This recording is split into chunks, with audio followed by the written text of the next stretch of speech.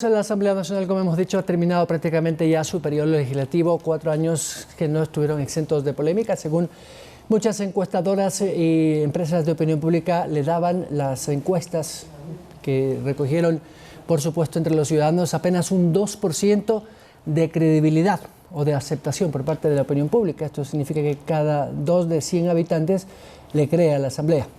Para hablar de este tema y saber cuál es el balance al final de este periodo, balance en cuanto a aprobación de leyes o gestión del segundo poder del Estado. Está con nosotros el director del Observatorio Legislativo, Marcelo Espinel. Gracias por acompañarnos. Buenos días. Byron, buenos días y muy buenos días con todos los ecuatorianos. Bueno, comentábamos este micrófono, apenas 76 leyes, pero creo que va más allá del número, sino de la calidad de los cuerpos legales aprobados para la República. ¿Qué balancen ustedes desde el observatorio?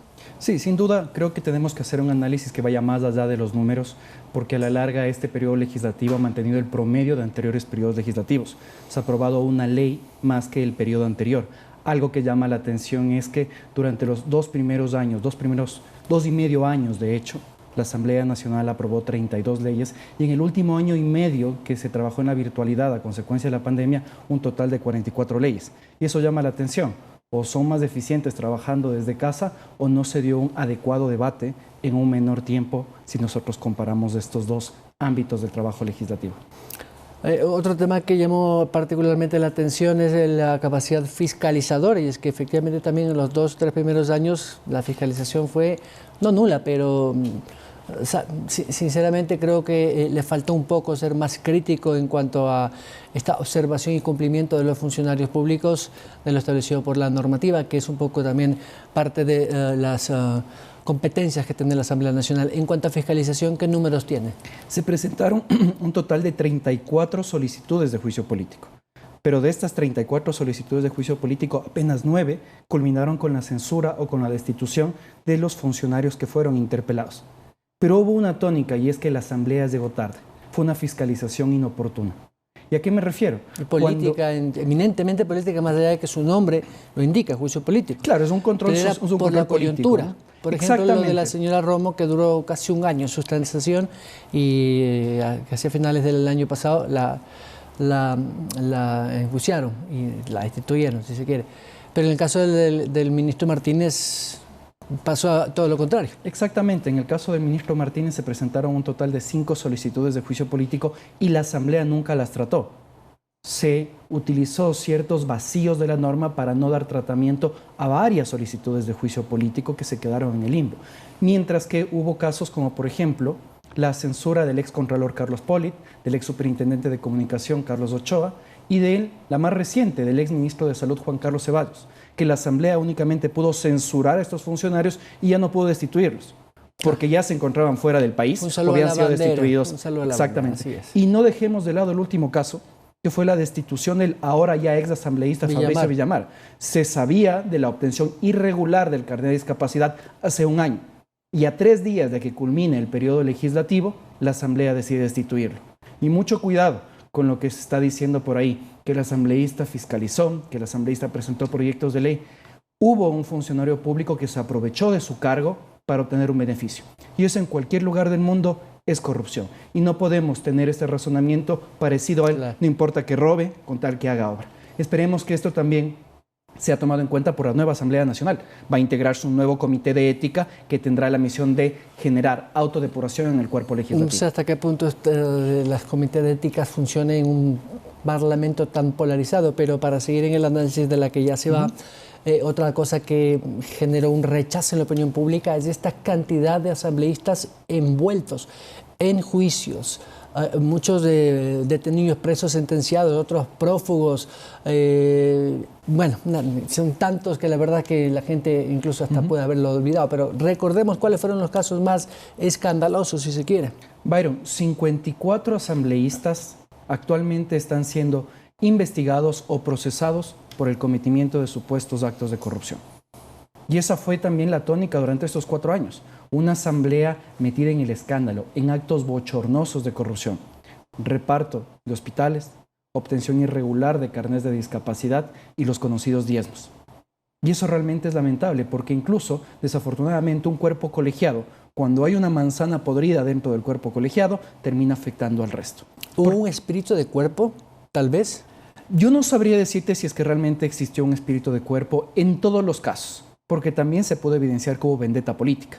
Recordarás tú la destitución de Sofía Espín, de Ana Galarza. Incluso algunos sectores dentro de la Asamblea Nacional consideran que la destitución del asambleísta Villamar es una suerte de vendetta política. Y nosotros no deberíamos tener una función de Estado que actúe en base a cálculos políticos electorales y en base a vendetas. Pero quizás los muchachos jóvenes menores de 40 no harán historia, pero los que tenemos un poquito más de 50 podemos recordar que las características de esta función del Estado siempre ha sido muy polémica y nunca alejada de temas violentos. Ahora pues ya no se ve lo que se veía antes con pistolas, eso iba a decir ceniceros, pero hace 20 años, un poquito más de 20 años, bochornosos hechos de golpes, de muchos conflictos.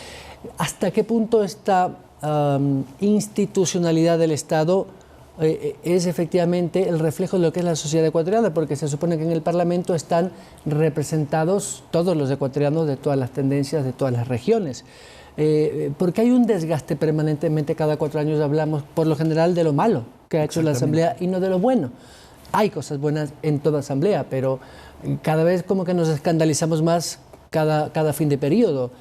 ¿Qué pasa con esta función del Estado que siempre está en medio de la polémica? Y previo a decirte eso, yo creo que es importante puntualizar lo siguiente.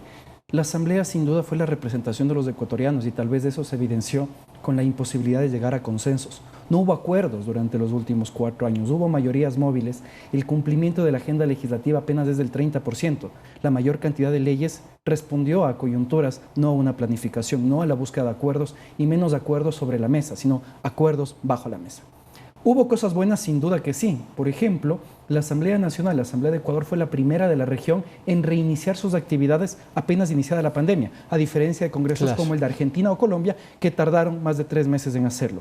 Por otro lado, se dio ya la reforma a la Ley Orgánica de la Función Legislativa, que lo que va a hacer es tratar de corregir los errores que existieron en esta legislación.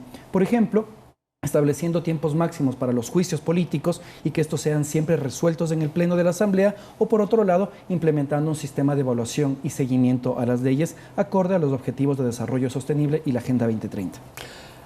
Otro tema que me llamó muchísimo la atención en algunas entrevistas que he visto es que el número de legisladores que no participaron en las sesiones, sean virtuales o presenciales, fue mínimo y muchos de ellos ni siquiera tomaron la palabra nunca.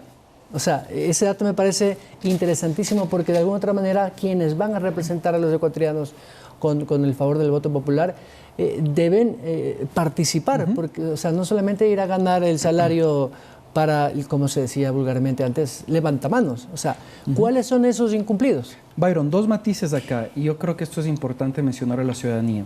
Desde el Observatorio Legislativo de Ciudadanía y Desarrollo solicitamos a la Asamblea Nacional, a través de una petición de acceso a la información pública, que nos entreguen el listado de los asambleístas que solicitaron la palabra al presidente de la Asamblea y a quienes se le entregó, porque hay que recordar que es potestad del presidente otorgar o no otorgar la palabra.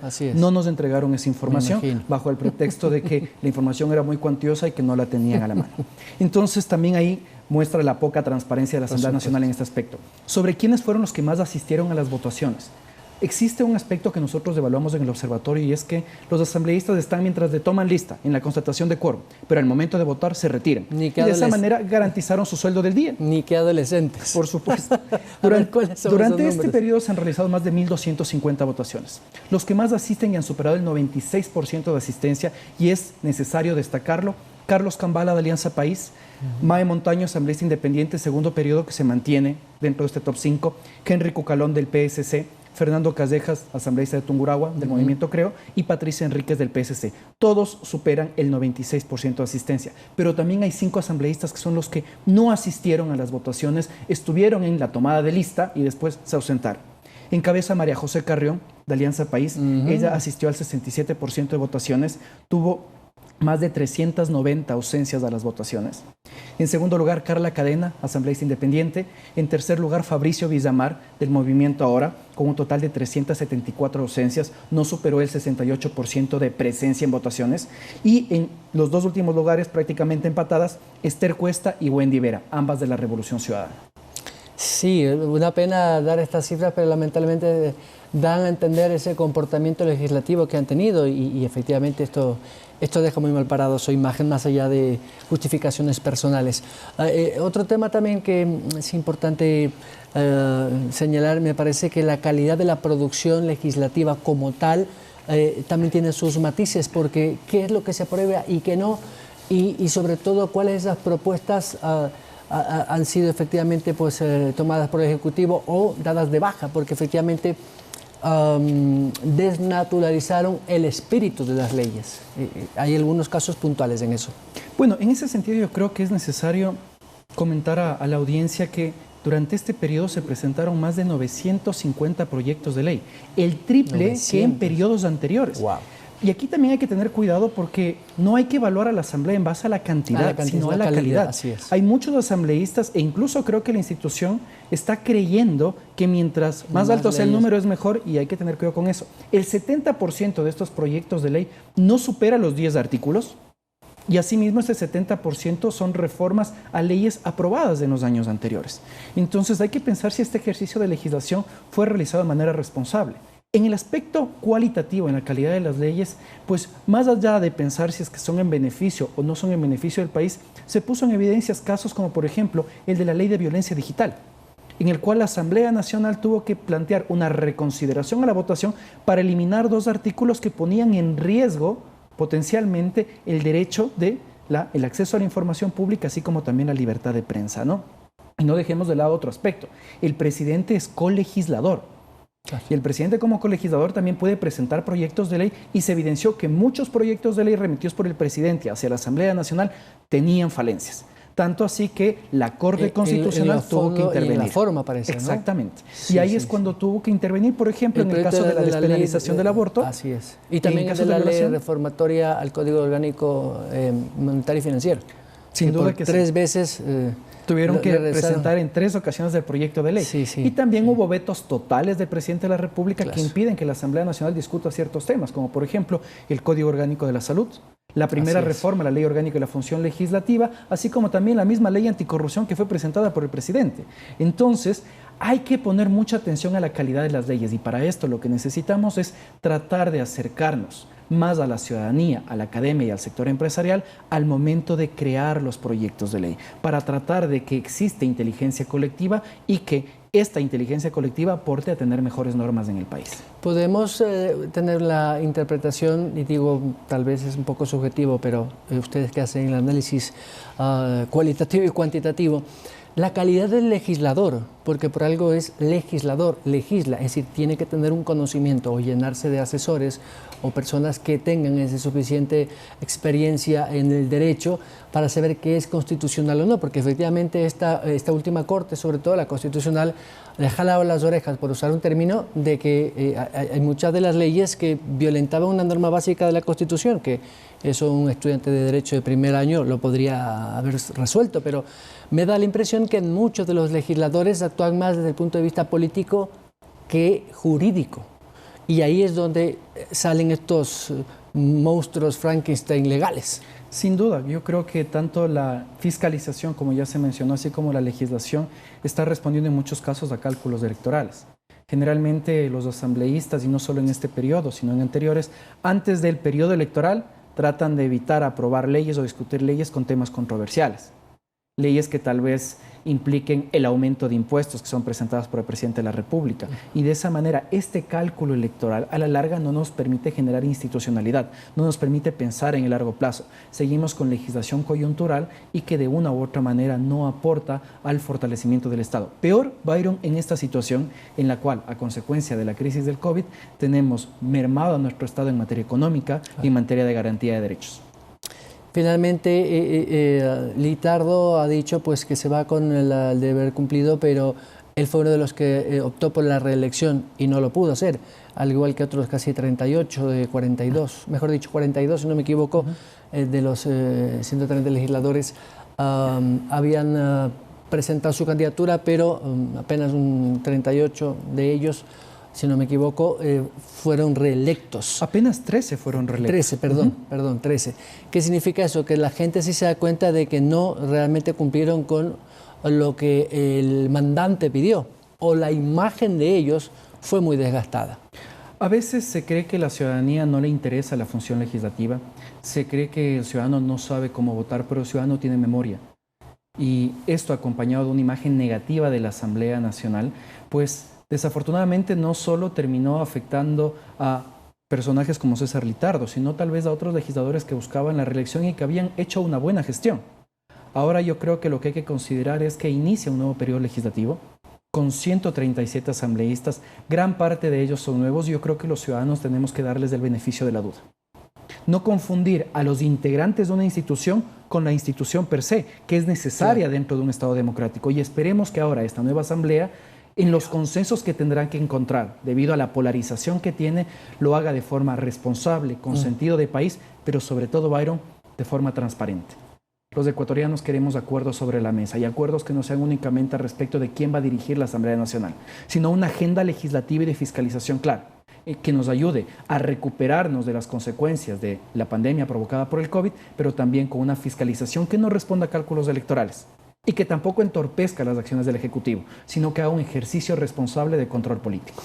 Pero de lo poquísimo que se puede interpretar y leer, me refiero entre líneas de las noticias que vemos de lo que está pasando con la nueva asamblea que a partir de mañana se instala, es algo un poco similar, porque ya vemos que hay acuerdos bajo la mesa, temas muy controversiales, que daría la impresión de que va a ser una tónica un poco parecida, por lo menos hasta definir quiénes serán las cabezas principales de la institucionalidad. Pues sí, estamos frente a una situación atípica, al menos en los últimos 12 años con la nueva integración de la Asamblea Nacional. Ninguna organización política tiene una mayoría absoluta, es decir, 70 votos, y por eso es que hasta el día de hoy no conocemos quiénes dirigirán la Asamblea Nacional, cómo se integrarán las comisiones. Se habla ya de que existe un pacto para que la Asamblea sea presidida por alguien del Partido Social Cristiano. Habrá que verlo, pero esperemos que este pacto, que este acuerdo, no sea como pactos o acuerdos anteriores. Recordarás el acuerdo o el pacto de la regalada gana. Por supuesto. Entonces, que se busca lo que sea transparente y con sentido de país. Pero para que se logre eso también es necesario que los ciudadanos ejerzamos nuestro derecho al control social, que vigilemos y presionemos a la Asamblea Nacional y que nos olvidemos, saquemos de la cabeza esta idea de que únicamente el Ejecutivo es el encargado de gestionar que el Estado funcione. Claro. La Asamblea tiene una función importante, por algo es la primera función de Estado. Marcelo, contra el tiempo, pero muchas gracias. Gracias a ti, Byron. Marcelo Espinel, director del Observatorio Legislativo, y este balance de esta asamblea que se va en medio de la polémica, más allá de su contribución poca mucha a la legislación ecuatoriana. 7 de la mañana, 22 minutos. Vamos a la pausa. Al regresar estará con nosotros la gerente general del Metro de Quito. Otro tema polémico. Vamos a hablar con ella cómo está esta gestión para el nuevo operador internacional que, según han dicho, comenzará la operación formalmente en octubre.